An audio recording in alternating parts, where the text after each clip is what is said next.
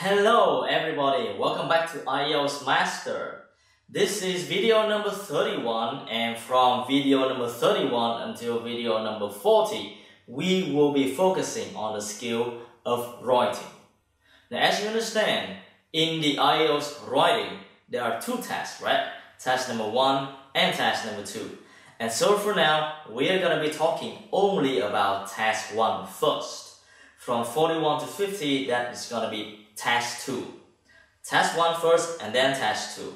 Now, test 1 is kind of complicated because it's very scientific. You are given a chart, a pie chart or a bar chart or a table of data or a diagram, everything, even a map. And then your job is to describe it, summarize it, and reporting the main features. So together, we're going to slowly find out the best way to deal with test 1. Okay, and today we'll start with the first video, describing trends. Describing trends. Now, in terms of content, in this video, we will cover 3 things. Number 1, we're going to find out what trends are. So what is a trend? How do you describe a trend? And secondly, we will look at the verbs and the nouns that will be used to describe these trends. Finally, we'll try to understand data before you actually start test 1 writing. Okay, 3 points of knowledge for today. First, we are going to start by looking at some trends. For example, as you can see on the screen right now, I have 2 trends, alright? One trend on the left and one trend on the right. Let's see, I'm going to talk about iPad sales, right? iPad. This is it. The iPad sales, is it increasing or is it decreasing? Now, when we talk about trend, it's either up or down or up and down, fluctuating. We'll talk about each of them very soon. First, we're going to start to talk about the uptrend. So you can say iPad sales rose gradually. If you look at the graph here, you will see it rose from 10 to 40, which is gradual. It's not too fast, it's a little slow, right? And so we say rose gradually.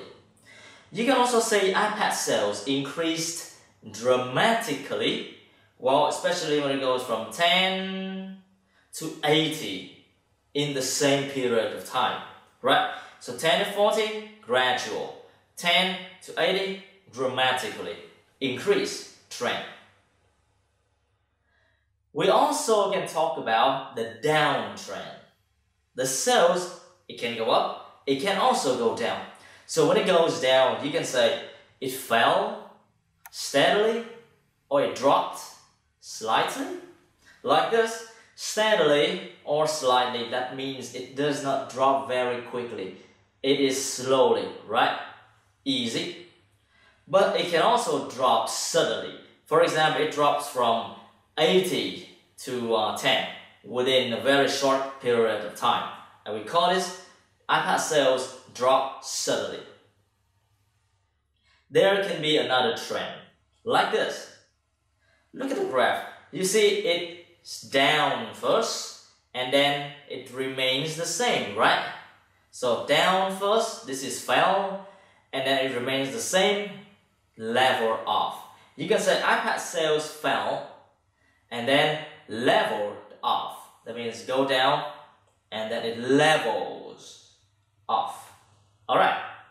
We can also have another kind of trend. Look at this. Now this is kind of complicated. You see it goes up, and then down, and then up, and then down, and then up again, and then down. Alright. So we call this fluctuate. Fluctuate is when data, number goes up and down, up and down. Let's go fluctuate. So you can say iPad sales fluctuated wildly. Remember the adverb, wildly, like crazily. And the trend was upward. So you see, even though it was fluctuating, it came from 10 to about 30 in the end. That means the trend was upward. Okay, very easy. We can also have a downward trend. So again, this is down and up and down. Finally, we can say it fluctuated wildly and the trend was downward. Alright? You see, it is going from 80 down to about 30. So this is a downward trend. Simple. You can also see this one. Here the iPad sale, it goes up for a while and then suddenly it increases. You can say iPad sales rose gradually and then it climbed sharply. Alright? Rose gradually like this, slowly and easily, steadily, and then it climbed sharply or it increased dramatically. Whatever the adverbs you use. Alright, we have lots of different adverbs to describe these trends. So those were the different trends that you may encounter while you're writing in the IELTS Task 1. Now we're going to take a look at some verbs and nouns that we can use to talk about these trends. Right? First, look at the sentence. The consumption of chocolate fell steadily. Here I am using a verb. Is it correct?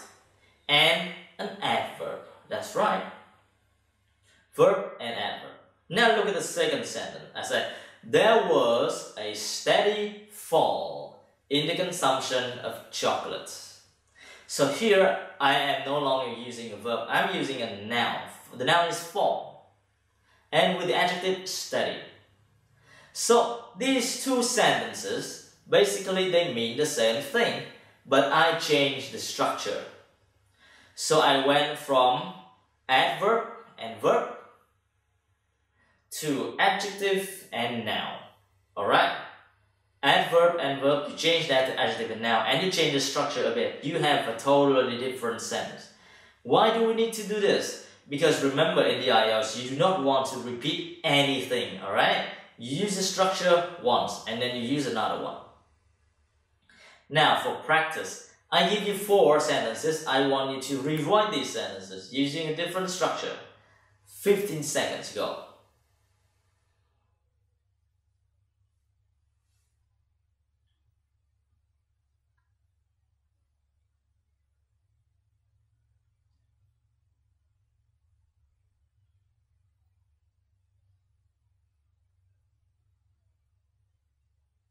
Okay, are we finished? Now let's take a look.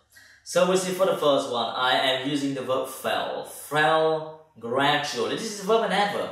So I can change that to a noun and an adjective. So I say, there was a gradual fall.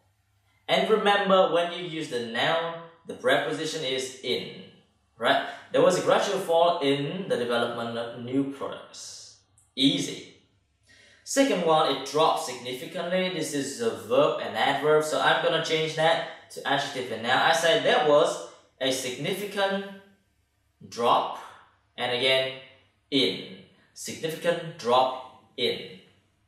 Third one, a sudden increase. Sudden decrease, I'm sorry. This is an adjective and noun. So I will turn this into a verb and adverb. How do I do that? I can say very easily like this. Sales of mangoes decreased suddenly. Sales of mangoes decreased suddenly. Alright? Finally, we have decreased slowly. So I can change this to there has been a slow decrease in the quality of food in the supermarkets. You see that? It's very simple. So basically what we have been talking about is that you notice the trend. Is it gradual? Or is it sudden? Is it steady? Or is it sharply? Or is it fluctuating?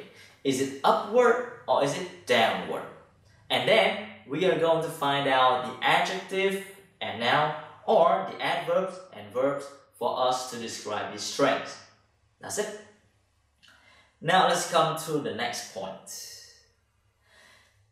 You can change the noun phrase of the subject in some way. So for example, if you don't want to say the consumption of chocolate, you can say chocolate consumption. This again is another way to change the structure. Similarly, the production of films can become film production. Alright? So we don't just want to change the verb, we also want to change the subject of the sentence. Now it's time for your practice. Okay? I'm gonna give you 4 sentences. Your job is to change the subject. Go.